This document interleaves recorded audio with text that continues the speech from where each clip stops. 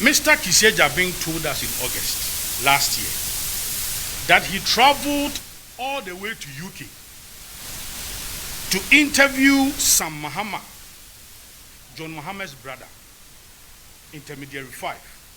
So what stopped him from doing same to the former minister? This is somebody who is saying that I'm seeking medical attention. The health facility wrote a letter to the OSP. It was signed, dated, and it was an authentic letter.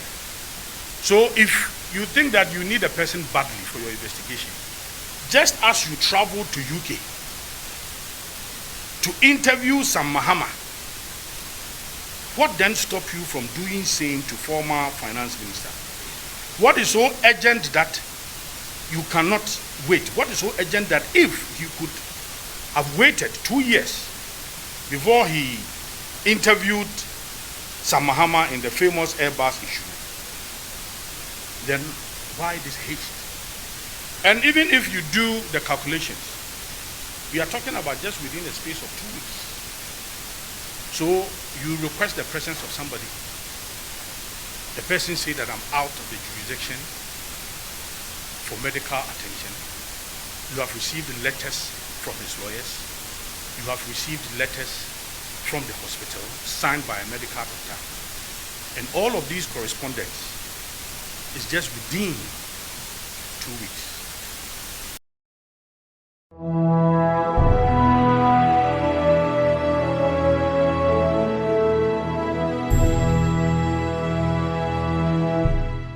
Abusiafo mamu nyina akwaba Agyapa TV eso. Ohwe se de imagine medua na kyese ensem a etwagu ewo ye man Ghana mu na ohima babramede ebesomo. Ye na ewo man Ghana na kyese special prosecutor de abase eye former finance minister Ken Ofori Atta ye declare no wanted ndende a ye hwehwe no ache no ewo sikasem bi a ankoye ewo baabi eho. Na eba ya ne de ensem bebre na etwagu ebi ka omo de weisi A weisi B na eno enam soma NPP for abaye press conference ene de ya me ne wo ekasai ensem ne de bebre na omo de tudwa yensai branu yinkotie ensem a ekoso ewo makache emra. Then quickly you label the person as a fugitive. Very, very bizarre situation. On February 7, 2025, in a reply to the special prosecutor's letter of February 5th, Mr. Ofori Atta's lawyer stated, please find the attached document indicating that our client is receiving attention at the Mayo Clinic in the US. It outlines his appointment and suggests a date after March when our client may be able to return to Ghana. A date after March. March is just next month. The letter from Mayo Hospital stated that Mr. Ofori Atta was undergoing further testing and management, including possible surgical intervention in March 2025. The hospital's letter provided reliable contact, a doctor's name, the department name, a phone number, a reliable email address. It was also stamped Mayo Clinic authentic document with a signature and a date. Nonetheless, the correspondence between the length of your correspondence is just 2 weeks, and you can't wait. It's not as if the person is lost. The person cannot be traced. Again, the special prosecutor also mentioned in his press statement yesterday that the former National Petroleum Authority boss, Honorable Dr. Sheikh Mustafa Abdul Hamid, is a subject matter of investigation. Again, in a very bizarre situation, you put together a press conference, you state that Dr. Mustafa Hamid is a subject matter for some investigations, that is corruption-related offenses. Yet at the time you were making such a statement, Dr. Mustafa had not even received even a text message, even a letter, even a phone call, nothing, no correspondence that you need him for investigation. Is this fair? Is that how you do your work? It is interesting to note that Honorable Mustafa has not received any invitation from the special prosecutor or any state investigative body, nor has he been under any investigation for any said alleged crime. Let me state that the NPP, we are going to cooperate with any state investigative body. We are.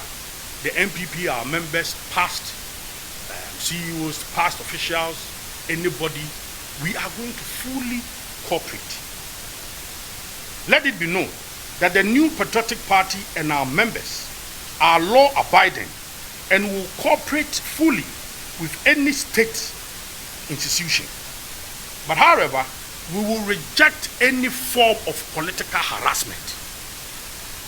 Any form of political harassment. What happened in Mr. Ofori Atta's house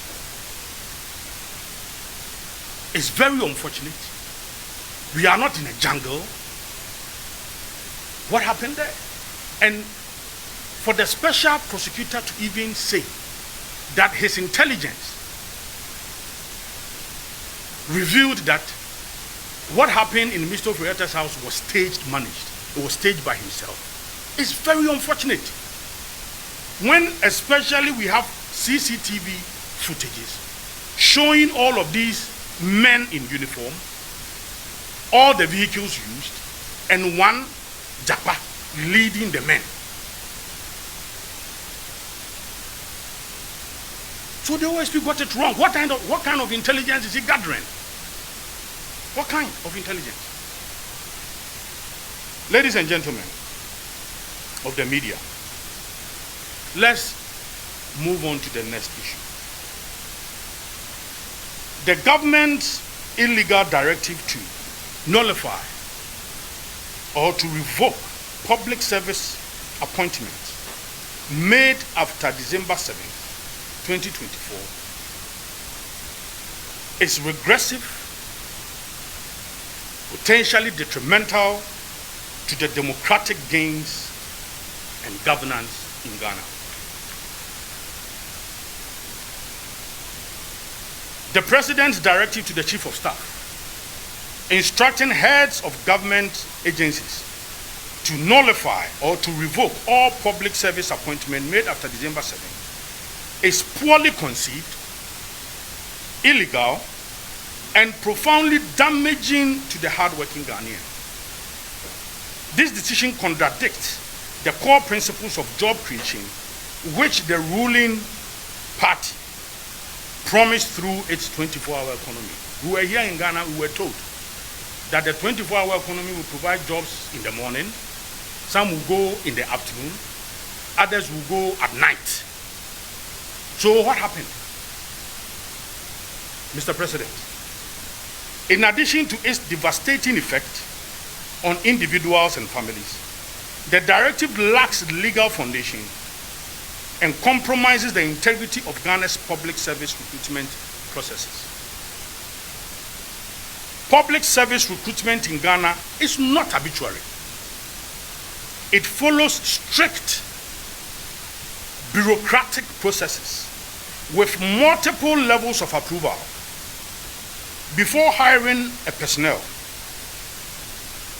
Any agency must obtain financial clearance or board approval from the relevant authorities. In some cases, even from Public Services Commission. You must secure financial clearance from the Ministry of Finance, incorporate new hires into its annual budget planning, and adhere to specific timelines set by the Ministry of Finance, which often spans months or even years. So the processes of recruitment is not just an event. Ladies and gentlemen, it is absurd to suggest that public services could bypass all these public agencies, could bypass all these procedures after December 7th, 2024, and illegally recruit staff. The mere date of appointment does not invalidate the due process that was followed before these individuals were hired. If recruitment occurred within an approved financial clearance period, retroactively nullifying these appointments clearly violates administrative justice and employment rights. Further, Ghana's labor laws protect employees from arbitrary dismissals. Appointments that follow proper procedures establish legal contracts between employees and the state. A blanket cancellation of such appointment would constitute unlawful termination, exposing the government to potential lawsuits. Accordingly, the letter signed by the Chief of Staff, he stated that the recruitments were made in the public services are not in compliance with established good governance practice and principles. It is worthy to note that this so-called good governance practice and principles can never be grounds for termination of appointment. In his letter, he never mentioned that these recruitments were done illegally, they did not follow due process. He never mentioned so. He only said that it was against good governance and practices, all because the people received their appointment letters on the 7th of December 2024. Constitutionally, every government has a 4-year mandate, and it is clear when the mandate will expire. So before the exit of any government, that government duly, under the Constitution, can undertake any exercise, including recruitment.